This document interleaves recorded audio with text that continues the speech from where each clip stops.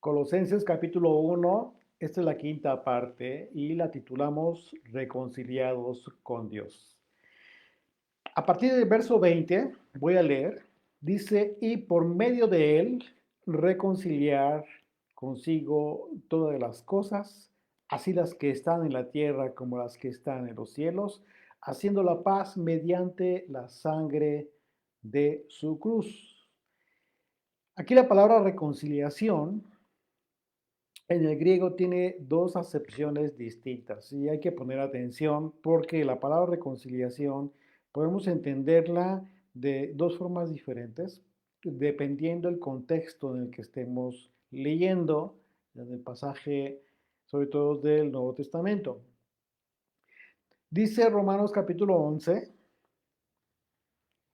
para ver la diferencia. Vamos a ver la misma palabra, pero ocupada en otro contexto. Dice Pablo, porque si su exclusión, hablando del pueblo judío, que fue excluido en un momento dado, por las razones que ya conocemos todos, por la desobediencia, por juicio, etcétera, dice, si su Romanos 11 a partir del verso 15, dice, porque si su exclusión es la reconciliación del mundo, ¿qué será su admisión sino vida de entre los muertos? Está hablando del pueblo judío que por un tiempo, por un momento, fue excluido, pero con el propósito de que nosotros tengamos esta bendición de entrar al reino, de poder ser parte del pueblo, pero que en un momento dado, en un futuro, será excluido. Por eso Pablo habló de este asunto. Imagínate si haberlos excluido fue con el propósito de reconciliar al mundo, ¿qué será su admisión sino vida de entre los muertos? Es decir, al momento de ser excluidos fue como si hubiesen sido muertos en el espíritu, pero serán resucitados, dice, de entre los muertos.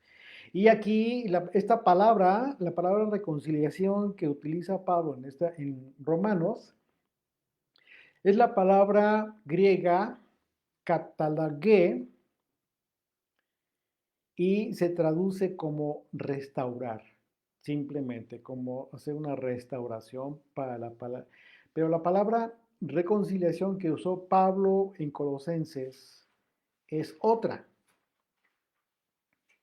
Así que para tener el contexto correcto del pasaje 20 de Colosenses 1, es necesario que entendamos que el significado etimológico de la palabra reconciliar es distinto, porque justo implica la acción que motivó el sacrificio de Jesucristo.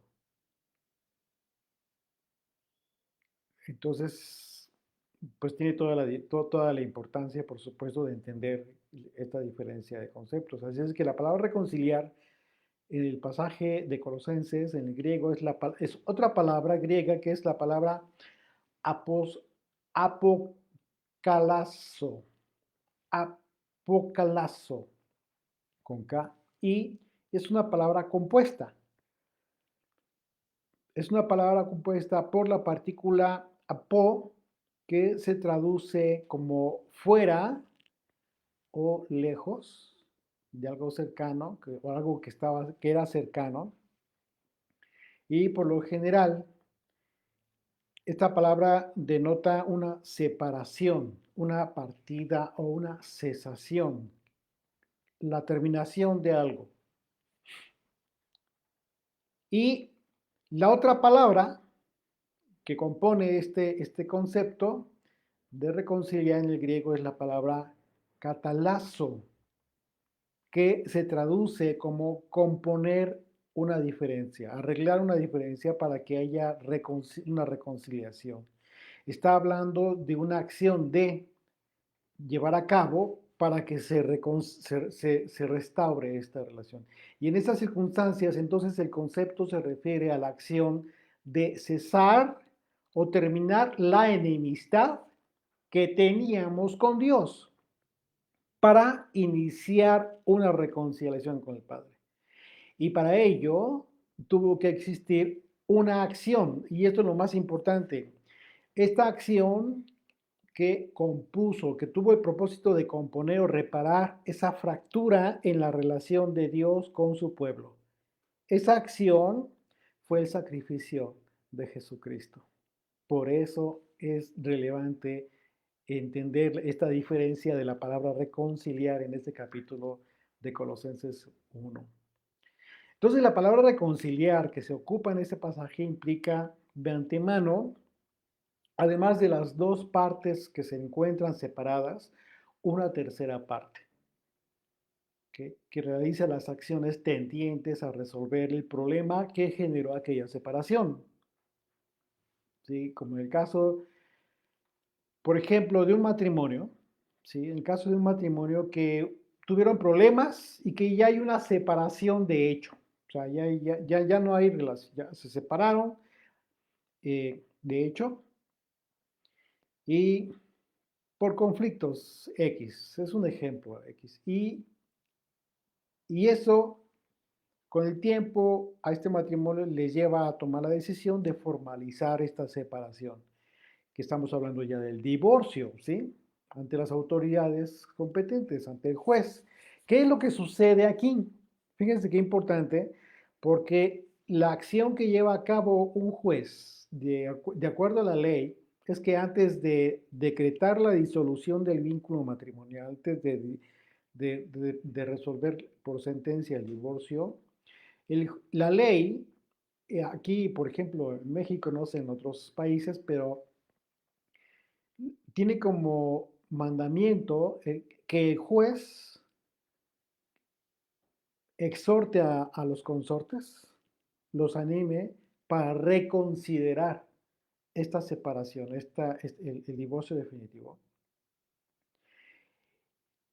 Y les invita para que reconsideren su decisión y que en lugar de separarse, se reconcilien. Estábamos hablando de un tercero que procura, claro, en los medios legales, en los medios oficiales, llevar a cabo una reconciliación. Algo muy parecido así es lo que sucedió con Yeshua, con el Mesías. Ahora, ¿por qué Pablo usó este concepto para enfocar la restauración de la relación del hombre con Dios? Bueno, muy a propósito, Pablo centró el aspecto de esta reconciliación para colocar en el centro de atención de los colosenses a quién, pues a Jesucristo, a Yeshua, al Hijo de Dios, como el único medio posible para restaurar la condición de pecado en la que se encontraba el hombre. Porque recordemos que a Pablo se le informó que se estaban divulgando otras doctrinas a cargo de sectas gnósticas que enseñaban que Yeshua no era suficiente para alcanzar la salvación eterna. Así de que la razón por la que Pablo usa esta palabra, que automáticamente la leemos igual a la traducción, pues vemos que es muy diferente. Es una palabra mucho más intensa, mucho más profunda, que refleja la participación de Yeshua como mediador en la reconciliación de Dios con los hombres. Porque, como analizamos en el estudio anterior, los versículos previos, Yeshua es Dios para lograr esto. Vamos a recordar esto, ahí regresemos al verso 15, a partir del verso 15, Colosenses 1. Él es la imagen del Dios invisible, está hablando de Yeshua, el primogénito de toda creación, porque en él fueron creadas todas las cosas, las que hay en los cielos y las que hay en la tierra, visibles e invisibles, sean tronos, sean dominios, sean principados, sean potestades. Todo fue creado por medio de él y para él. En él es antes de todas las cosas. Y todas las cosas en él subsisten. Y él es la cabeza del cuerpo, que es la iglesia. Él es él que es el principio, el primogénito de entre los muertos, para que en todo tenga la preeminencia por cuanto agradó al Padre que en él habitase toda plenitud. Así es de que Pablo ha demostrado entonces que Yeshua es el único suficiente para salvar. Y ahora Pablo se enfoca en demostrar el segundo aspecto que se vio afectado en esta visión espiritual de los colosenses por esta influencia de una mala enseñanza, por causa de aquellas falsas doctrinas. Y es el caso de que Yeshua es el único que ha podido realizar esta reconciliación con el Padre. Así es que Pablo se enfoca a partir de este versículo en este aspecto tan importante, en que en aquel tiempo, por supuesto, los colosenses y hoy en día nosotros, entendamos, comprendamos en qué consiste la reconciliación, qué fue lo que tuvo que haber sucedido para que entendamos la reconciliación y qué es lo que tenemos que entender con claridad, con la magnitud necesaria de la comprensión, la cruz, el propósito de la cruz. Así es que como analizamos en el estudio anterior, pues uno de los aspectos más controvertidos con los líderes judíos del tiempo de Yeshua fue precisamente la facultad del Mesías para salvar y por lo cual quedó demostrado que Él es Dios porque solo Dios salva. Y en el Nuevo Testamento nosotros podemos confirmar esta capacidad de Yeshua para salvar a través de la comprensión de 5 conceptos importantes que podrían ser claves y que son utilizados para enfatizar que nosotros podemos ser salvos por Yeshua, hablando de la salvación por estos 5 medios, 5 conceptos que aborda el Nuevo Testamento. Estamos hablando de la justificación, la redención, el perdón, la reconciliación propiamente y la adopción como hijos. Así es de que si hablamos de justificación, ¿cómo opera la salvación? La acción de la salvación por la justificación. Bueno, aquí en este caso el pecador se encuentra delante de Dios en su calidad de acusado, ¿sí? Sin embargo, en un momento dado llega a ser considerado justo. Imagínate un tribunal en donde tú te encuentras como acusado. Y este tribunal llega a considerarte, el juez, la autoridad máxima, llega a considerarte justo. Pero resulta que esa condición de justicia viene a ti no por una justificación que obtienes por tus propios medios, porque incluso pudiste haber confesado tu delito, tu pecado, sino que esta justificación viene a ti por medio de Yeshua. Y entonces tú como acusado eres justificado por la intervención de un justo, es decir, por Yeshua. El otro aspecto, el otro concepto tiene que ver con la redención. Recordemos qué fue lo que sucedió en Egipto. ¿Qué fue lo que sucedió? Israel se encontraba como esclavo, en la condición de esclavo. Tú y yo en un momento dado de nuestras vidas, pues nos encontrábamos en nuestra condición de esclavos del pecado, ¿sí? Antes de conocer al Señor, antes de recibirlo en nuestras vidas, nos encontrábamos en condición de esclavos del pecado. Pero en un momento dado fuimos liberados por causa de un rescate. Esto es la muerte de un justo, la muerte de Jesucristo. El otro aspecto de la salvación, por medio del cual opera la salvación, pues es el perdón precisamente, y es una acción de salvación. Si el pecador se encuentra delante de Dios en una condición de transgresión, porque recordemos que el pecado es transgresión, transgredir la ley, ¿ok? ¿Cómo eres liberado? Pues a través del perdón, ¿sí? Tú has violado la ley y mereces un castigo, pero ese castigo lo recibió un tercero. No lo recibiste tú, sino lo recibió un tercero. Y esto es Yeshua, una vez más. ¿Sí? Habiendo sido pagado ya el castigo que merecíamos como pecadores, y este castigo lo recibe Yeshua, quien por causa de él recibimos el perdón. Entonces el pecador es exonerado. Tú como pecador fuiste exonerado y ya no hay cargos en tu contra. La deuda que tenías ha sido pagada. Y hablamos de la cruz, una vez más. Y también hablamos de la reconciliación en esta porción de este capítulo. El otro aspecto de la salvación tiene que ver con la reconciliación.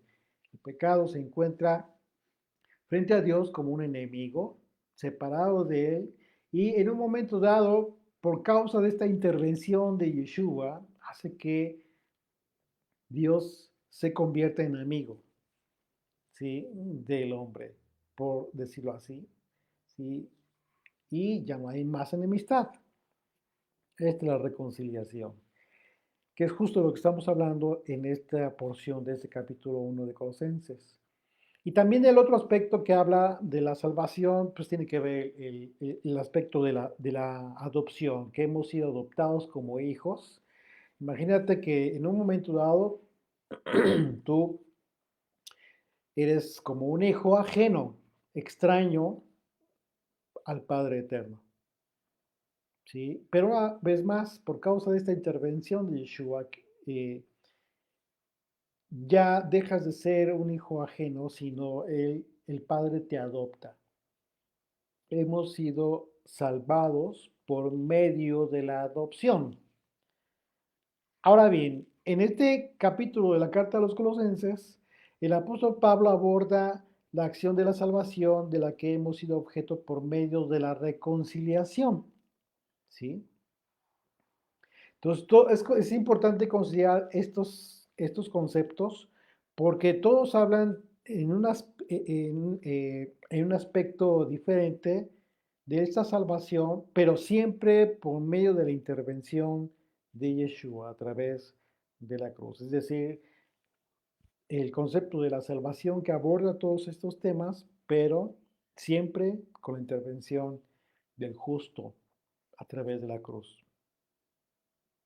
Y dice el verso 21 de Colosenses 1, dice, y a vosotros también que erais en otro tiempo extraños y enemigos en vuestra mente, haciendo malas obras, ahora os ha reconciliado. Pablo, hablando de otro tiempo, por supuesto que habló del pecado original, que tiene que ver con aquella condición que adquirieron Adán y Eva después de haber estado en el paraíso con Dios. Que por causa de su desobediencia, ¿qué fue lo que sucedió? Bueno, pues fueron expulsados del Edén. Y en consecuencia, por causa de haber entrado en el pecado del mundo. El universo, ¿qué fue lo que sucedió con la Tierra? Todo, por decirlo así, el universo fue separado de Dios. ¿Y esto por qué? Porque no nada más solo Adán y Eva podemos considerarlo así. Bueno, por causa de que Dios es santo y no puede tener comunión con el pecado. El mundo fue contaminado con el mal. Recordemos la enseñanza de Yeshua acerca de la levadura. ¿Sí? La levadura entra en la masa y la contamina. Leuda la masa, toda. Una poca de levadura. Y es lo que sucedió con el universo, lo que sucedió con el mundo. En el momento que Adán y Eva son expulsados, el mundo se contamina y llega la muerte, entra la muerte al mundo. Entonces, y dices tú, bueno, solo una parte, pues no, en realidad todo, hasta los cielos, pues fueron contaminados. ¿Por qué? Porque es justo ahí donde se encuentran las huestes de maldad.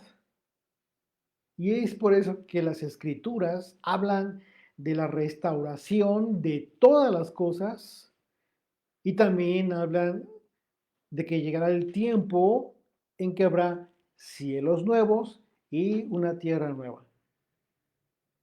El tiempo de la restauración de todas las cosas.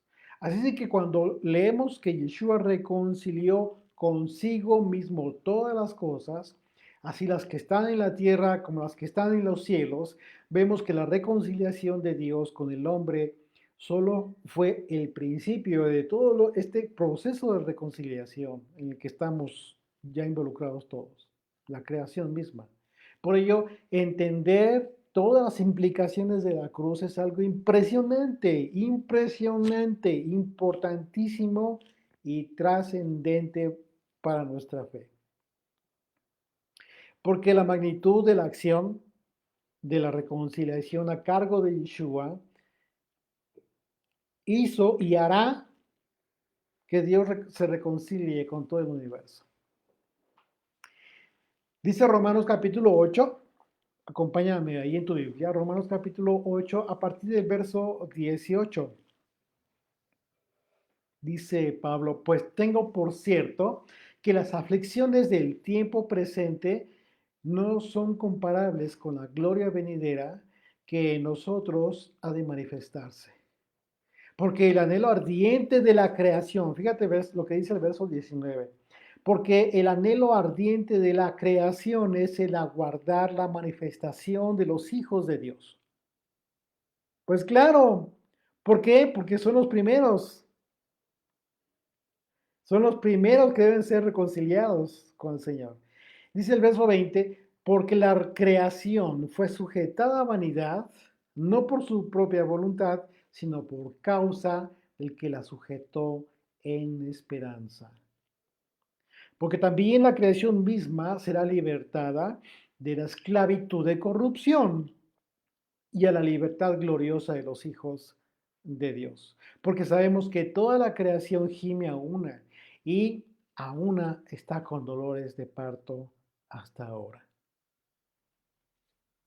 Es impresionante entonces cómo es que la reconciliación de Yeshua implica todo el universo. Llegará el tiempo en que todo el universo y todos los creyentes seremos libertados de la esclavitud, de la corrupción que trajo el pecado. Así es que, pues podemos imaginar lo importante que resulta esta conciencia acerca de la reconciliación que involucra no solo al hombre, sino a toda la creación. Porque recordemos que una vez más que Pablo argumentó en contra de la doctrina de los gnósticos, que sostenían que todo lo espiritual es bueno, pero totalmente equivocados, decían que todo lo material era malo. No es que todo lo material es malo, tiene un propósito, por supuesto, es la creación misma de Dios. Así que si la creación misma aguarda el tiempo de la restauración por haber sido sujeta a vanidad por causa del pecado, podemos entonces imaginar lo relevante que resultó este concepto para los creyentes de Colosas. Entenderlo en ese sentido. A través de Yeshua, el universo será reconciliado con Dios y por ello podemos ver que en el libro de Apocalipsis, en la tierra, que la tierra es juzgada con plagas terribles a través de los sellos y las trompetas que se describen, y las estrellas caen del cielo, ¿sí? Se enrollan los cielos como pergamino, los planetas desaparecen, dejan de existir, el agua dulce se amarga, el sol quema la tierra, hasta que el Mesías establezca su reino con nuevos cielos y nueva tierra. Esto será la reconciliación de todo a través de toda aquella purificación.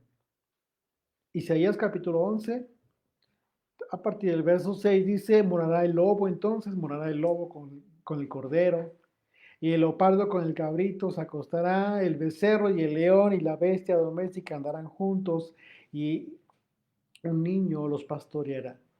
La vaca y la osa pasarán, sus crías se echarán juntas y el león como el buey comerá paja.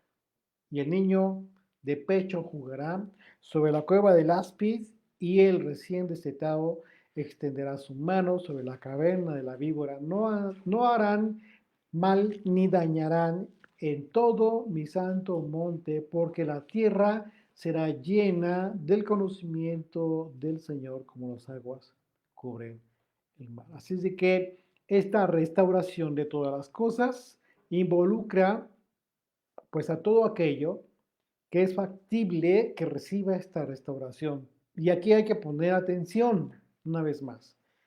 Solo aquello que es factible que reciba la restauración.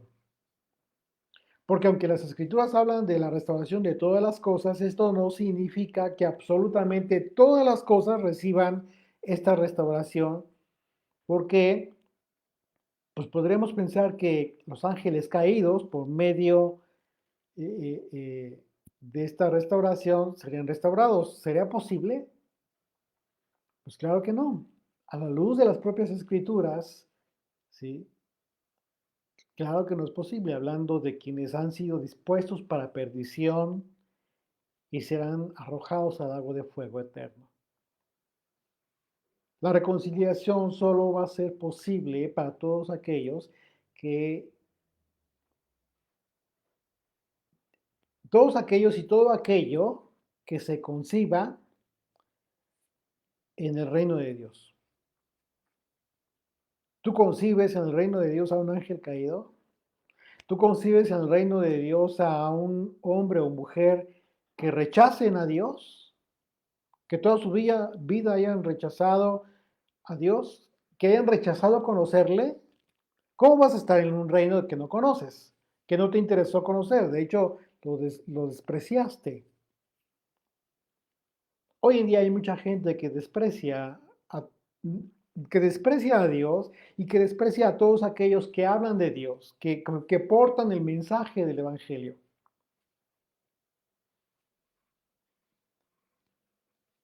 ¿Podríamos considerar que ellos están dispuestos para el reino eterno? Pues ¿cómo? Si ni siquiera conocieron, no se interesaron por conocerle. ¿Será posible que podamos concebir la salvación eterna a través de la adopción como hijos a estos que negaron al Padre? ¿Que negaron ser adoptados por un Padre? Y que por el contrario tomaron la decisión de vivir sus vidas bajo su propio arbitrio, sin darle cuentas a nadie. Un hijo le da cuentas a su padre, siempre. ¿Poco no? Claro que sí. Así debe ser.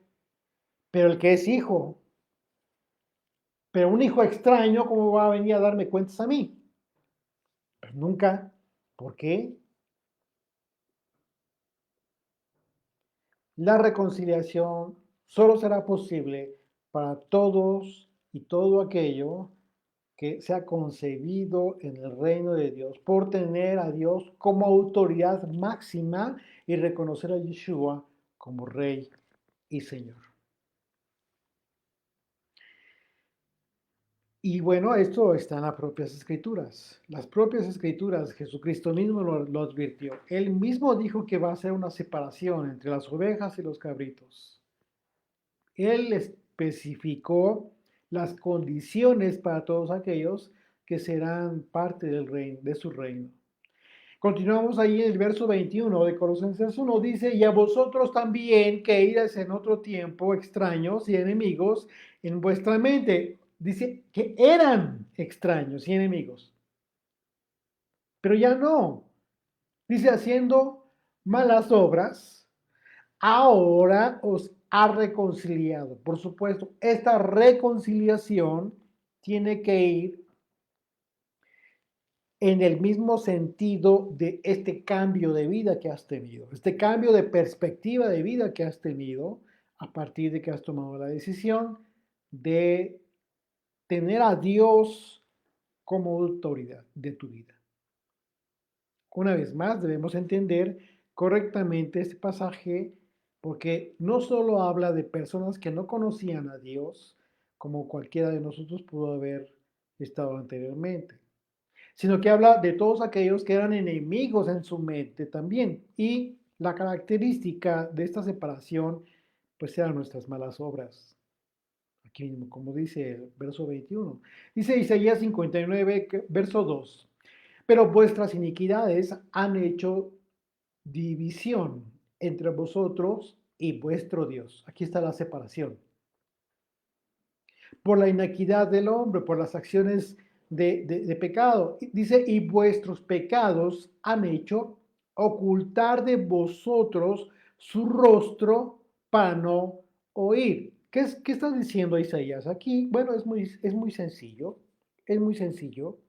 La actitud de pecado que tú preservas en tu vida, que permanece en tu vida, porque tú quieres que permanezca en tu vida, te impide conocer a Dios, te impide escuchar incluso el mensaje de salvación eterna. Y eso es terrible, eso es terrible. Entonces hay un momento dado en el que el hombre, por supuesto que toma la decisión, siempre. Dios no obliga a nadie.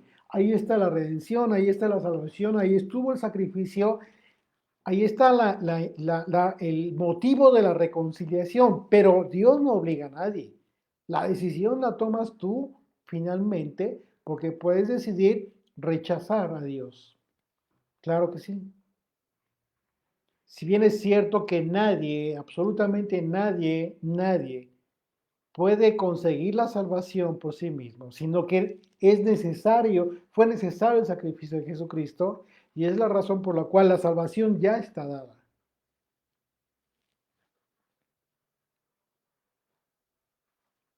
Pero cada quien decide, quién se coloca en el camino y en el camino de la salvación o quién se coloca en el camino de la perdición. Esa decisión sí la tomas tú.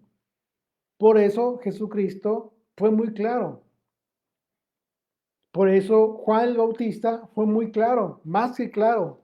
Arrepiéntanse, porque el reino de los cielos se ha acercado. Y los apóstoles fueron muy claros, siempre. Su mensaje fue precisamente para que todo el mundo escuchara la oportunidad de adherirse a la salvación que había sido proporcionada por el Hijo de Dios. Nadie va a poder obtener la salvación por sí mismo. Hablamos de la salvación eterna. Necesitamos al mediador. Necesitamos aquel que hizo posible la reconciliación con Dios. Pero tienes que decidirlo. Esto no es en contra de tus propias convicciones. Tienes que tener la convicción de la salvación eterna. Una vez más, lo que dijo Isaías, capítulo 59, verso 2, pero vuestras iniquidades han hecho división entre vosotros y vuestro Dios, y vuestros pecados han hecho ocultar de vosotros su rostro para no oír. Porque vuestras manos están contaminadas de sangre y vuestros dedos de iniquidad, vuestros labios pronuncian mentira. Habla maldad vuestra lengua. Esto es lo que genera la separación entre Dios y aquellos que tienen la oportunidad de la salvación. Pero deciden ellos. Tú decides quitar de tu vida la iniquidad, los pecados, la lengua de mentira.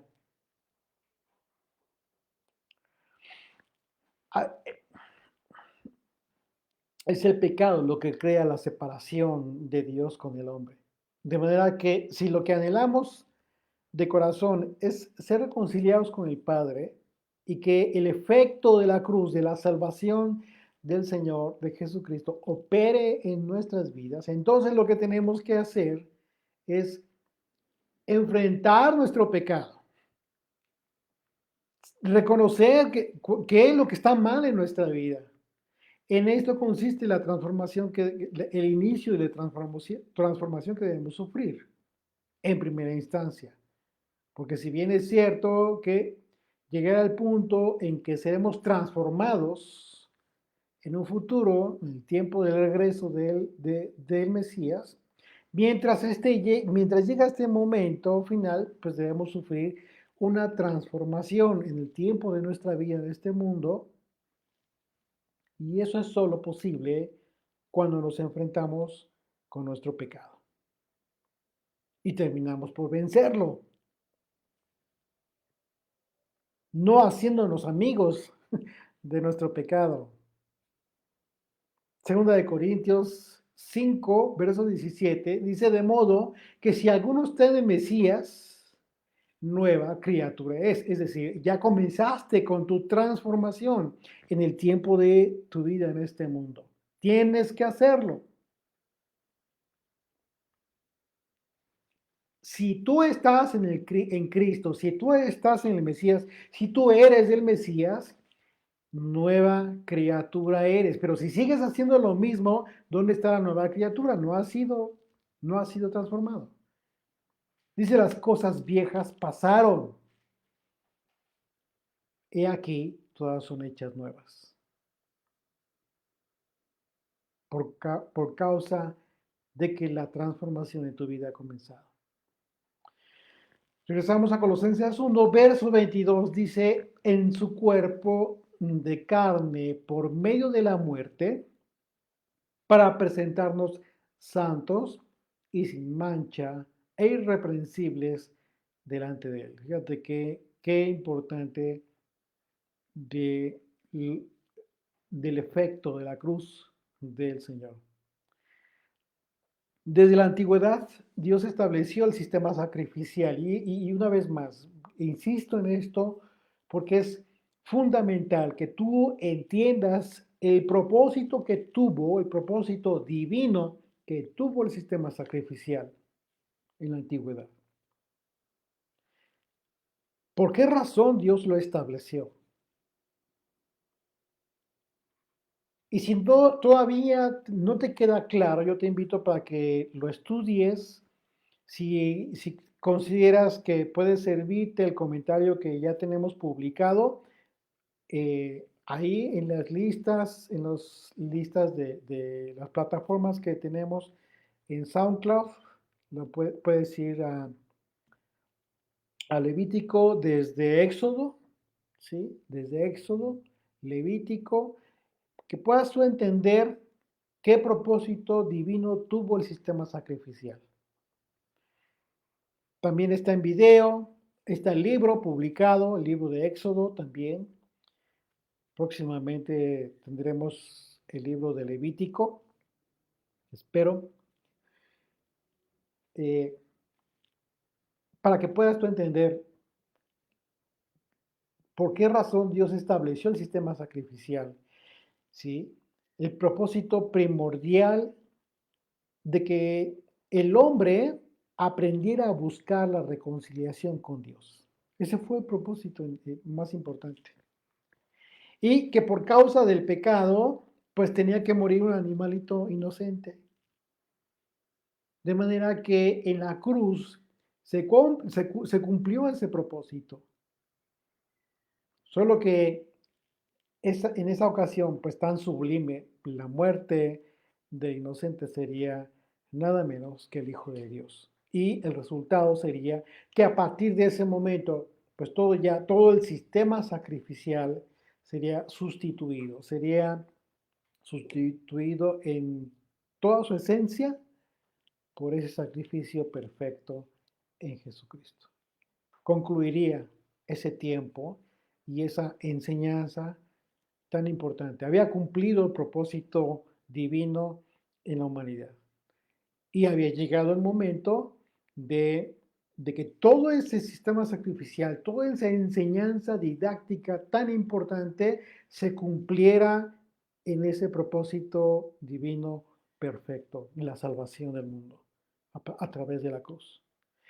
Yeshua en ese momento llevó nuestros pecados en su propio cuerpo y ser conscientes de ese maravilloso acto de amor que impide siquiera concebir la errada idea equivocada, ¿no? Que muchas veces podrían tener las personas de de llegar a ser salvos por sí mismos. Y esa conciencia, la conciencia de que no somos nosotros los que debemos esforzarnos por alcanzar la salvación, porque ya fue dada. Lo único que tenemos que hacer es preservarla, abrazarla, cuidarla.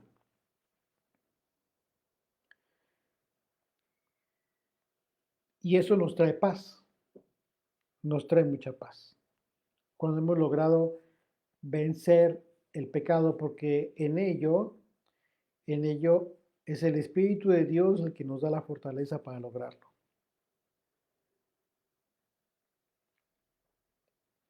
Caso contrario, todo el aspecto religioso, ¿sí? que busca realizar una cosa y otra cosa y otra cosa y un mandamiento tras mandamiento que no fueron establecidos por Dios, pero que han sido eh, ordenados por los hombres, pensando que de esa manera vas a lograr la salvación, pues entonces lo que han hecho es perjudicar a las personas. ¿En qué sentido? En hacerles creer que a través de todas esas obras van a poder alcanzar la salvación. Y eso es una mentira. Eso es una mentira. Hay mandamientos que debes de cumplir, pero son mandamientos mucho más simples, más sencillos, más cotidianos de tu vida diaria.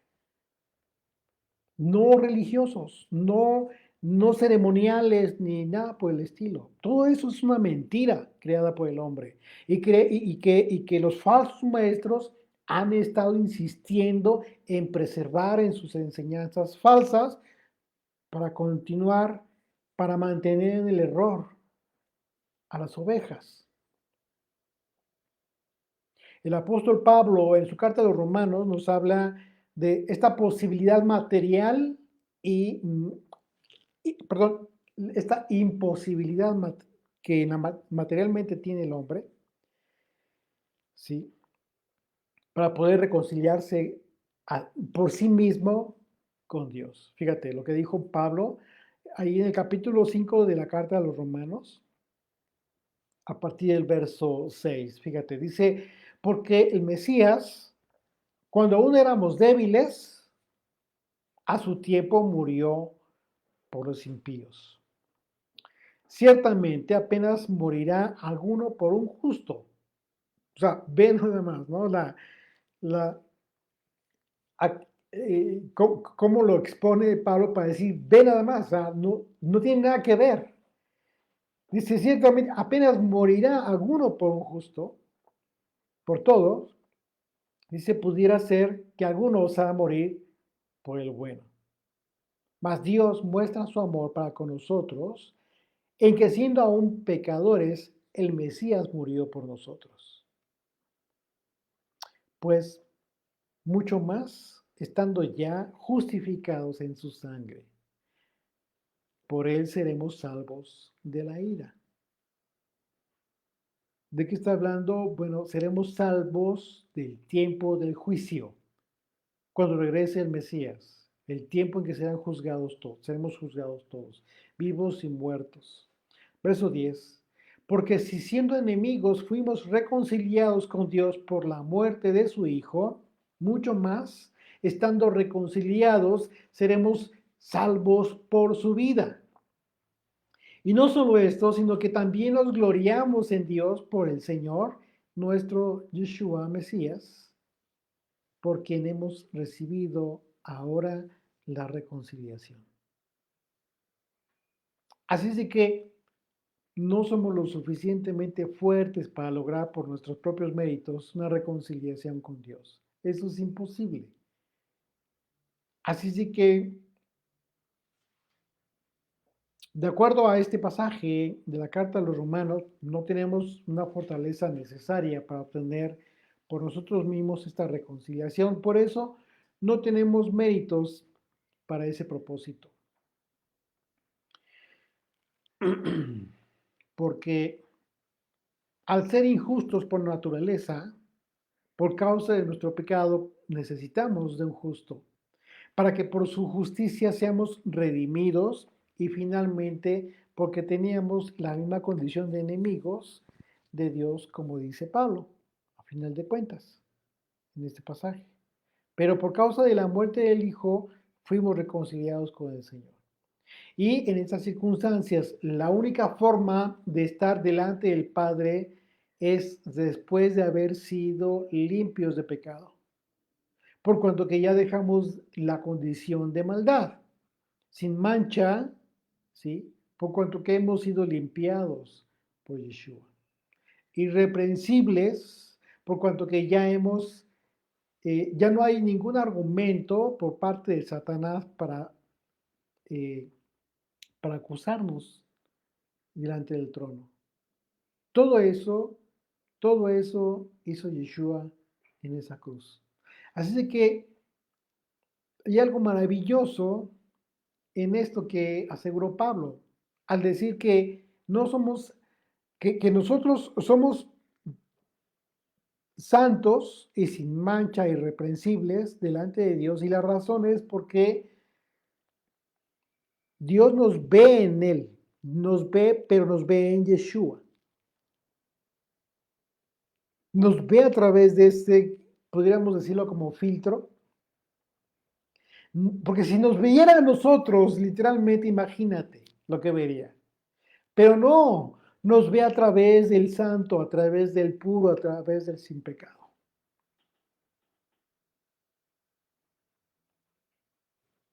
Por eso a los ojos de Dios podemos estar seguros de que somos santos, porque nos ve en Él, sin mancha, irreprensibles, porque el Padre ve a Yeshua, al amado. Romanos 8:33 dice, ¿quién acusará a los escogidos de Dios? Dios es el que justifica. ¿Y cómo es esto posible? Bueno, solo hay una forma, dice Colosenses 1:23, si en verdad permanecéis fundados y firmes en la fe. Entonces la pregunta es, ¿hay algo que tengas que hacer o no? Claro que sí. No se trata de que te quedes con la idea de que Cristo murió por ti y por la salvación, porque ya eres salvo por causa de la cruz. Pues claro que sí hay algo que hacer. Pablo mismo era consciente de esto y lo expresa así. ¿Cómo es que permanecemos delante del Señor? ¿Y cómo es que nos puede ver justificados en Yeshua? Si en verdad permanecéis fundados y firmes en la fe y sin moveros de la esperanza del evangelio que habéis oído, el cual se predica en toda la creación que está debajo del cielo, del cual yo, Pablo, fui hecho ministro.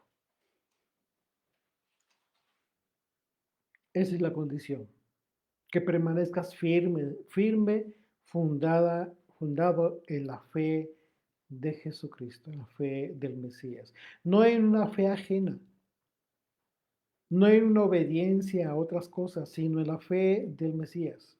Yeshua en la parábola del sembrador nos enseñó este principio maravilloso que nos llena de esperanza, porque si bien es cierto que continuaremos teniendo muchas fallas en nuestras vidas, hay algo que caracteriza a aquellos que van a ser salvos, que serán salvos eternamente, hablando, y eso es que permanecen en el fundamento de la fe y tarde o temprano darán fruto.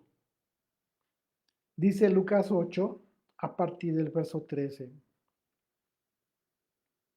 Dice los de sobre la piedra, que son los que habiendo oído, reciben la palabra con gozo, pero estos no tienen raíz. Está hablando de la parábola del sembrador. El sembrador lanza la semilla y algunas caen en la tierra, otras caen sobre la tierra, otros, en fin. Y aquí da la explicación el Señor. Dice, los que cayeron sobre la piedra son los que habiendo oído reciben la palabra con gozo, pero estos no tienen raíces. Creen por algún tiempo y en el tiempo de la prueba se apartan. Es decir, cuando las cosas se ponen difíciles, por causa de no tener raíz, por causa de no estar fundados en la fe, en la obediencia, pues es fácil que de repente decidan entonces hacer lo malo para salir del problema. Caen en pecado. Se apartan, dice. Verso 14. La que cayó entre espinos, estos son los que oyen, pero yéndose son ahogados por los afanes y las riquezas y los placeres de la vida y no llevan fruto. Todo el mundo puede escuchar. Quizás tú me escuchas. Estás escuchando el mensaje que te comparto. Pero si tú estás, entonces una de estas semillas que cayó en los espinos, después de haber escuchado el mensaje, los afanes de tu vida y las riquezas y el buscar los placeres de la vida te van a apartar de esta palabra que estás escuchando y a final de cuentas no vas a dar fruto. Verso 15, mas la que cayó en buena tierra, estos son los que con corazón bueno y recto retienen la palabra oída y dan fruto con perseverancia.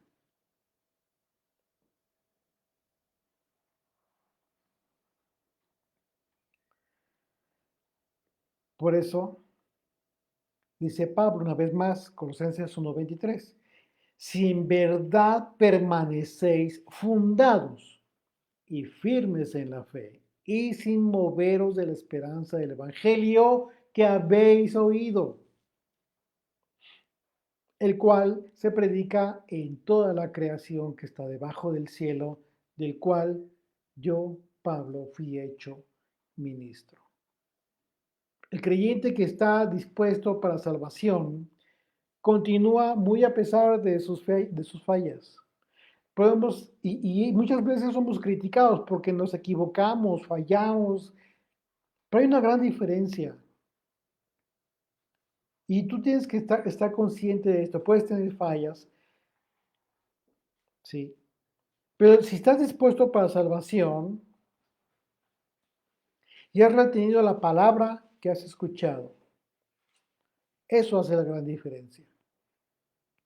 Así es de que esto resulta de gran importancia porque para que seamos reconciliados con el Padre a través de Yeshua, es necesario que no recibamos enseñanza falsa, que nos evitemos estar recibiendo falsas enseñanzas como estaba por suceder en aquel tiempo con los colosenses. Porque eso te va a desviar del fundamento de la fe de Jesucristo. Esto tiene toda implicación, la implicación de las palabras de Yeshua cuando nos advirtió que todo el que no le confiese, él tampoco le confesará delante del Padre. Y eso está terrible. Esto debería darnos temor. Mateo 10, a partir del verso 32, dice a cualquiera, pues, que me confiese delante de los hombres. ¿Qué significa esto? Que no te avergüences del Evangelio. Esto significa que a cualquiera que te escuche, tú tengas la libertad de hablarle de tu fe, de lo que crees, sin ningún problema, porque le estás confesando a él. Por eso dice, a cualquiera que me confiese delante de los hombres, yo también le confesaré delante de mi Padre que está en los cielos. Y a cualquiera que me niegue delante de los hombres, yo también le negaré delante de mi Padre que está en los cielos. Y Pablo confirma esto. Pablo confirma estas palabras de Jesucristo al asegurar que la única manera de confesar a Yeshua es que nuestra esperanza descanse en el Evangelio que hemos oído. Y el Evangelio es justo el mensaje de Jesucristo. Y todo esto proviene de Dios, quien nos reconcilió consigo mismo por Cristo y nos dio el ministerio, el servicio de la reconciliación. Por eso es tan importante que hables la palabra que has escuchado, que compartas el Evangelio, lo que Dios te ha dado a entender.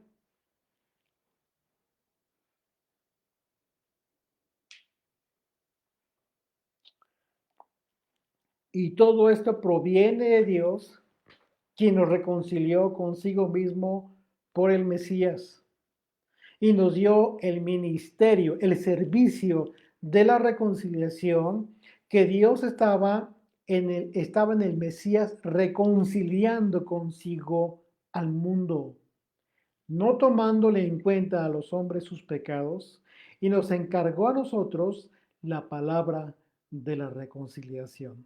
Así que somos embajadores en nombre del Mesías, como si Dios rogase por medio de nosotros. Os rogamos en nombre del Mesías, reconciliaos con Dios, reconcíliense con Dios. Al que no conoció pecado, por nosotros lo hizo pecado, para que nosotros fuésemos hechos justicia de Dios. Amén. Bendito Rey, gracias Padre Santo por esta oportunidad que nos das de compartir tu palabra, por esta gran oportunidad de entender que tenemos una gran responsabilidad, que nos ha sido dada la palabra de la reconciliación, el servicio, el ministerio de la reconciliación con los hombres. Danos la oportunidad y el valor, Señor, para hablar tu palabra, para confesar a tu Hijo. Danos este gran valor, Señor, la conciencia de la responsabilidad que hemos recibido al haber entendido el propósito de la cruz, porque hemos sido reconciliados contigo, Señor. Y por esa cruz, a través de tu Hijo amado, en Él nos ves santos y sin mancha. No lo merecíamos, Señor, pero ahora hemos recibido este gran regalo.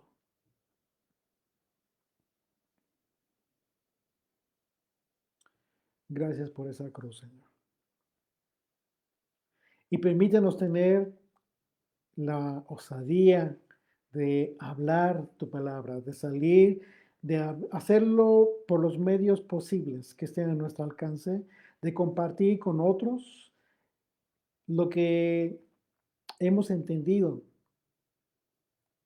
Esto de lo que ya somos conscientes en nuestras vidas. Y permítenos seguir confesándote delante de los hombres, porque es un placer para nosotros, Señor. Gracias, Señor bendito, por toda esta gran bendición, por todo este regalo hermoso, incomparable. Gracias por la reconciliación que fue posible a través del sacrificio de Jesucristo. En su nombre oramos. Amén.